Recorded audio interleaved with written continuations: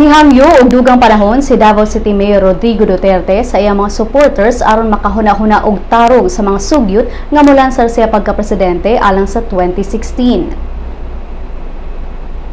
Nagpundok ang mga supporters ni Duterte sa Quirino Grandstand, Manila niadtong Sabado aron sa pag-agni sa mayor sa paglansar pagka-presidente sa 2016. Apan wala makatunga si Duterte sa maong rally kay didto siya sa Zamboanga. Gipasalamatan ni Duterte ang kapin 50,000 ka mga supporters nga nagpundok sa Quirino Grandstand. Ang iyang mensahe gibasa ni kanhi AFP Chief of Staff Hermogenes Esperon. Gipasabot ni Duterte nga wala siya ambisyon nga magpresidente ug gani mianunsyo na siya sa sayupa nga dili siya molansar sa 2016 ug mopahuway na kini sa politika.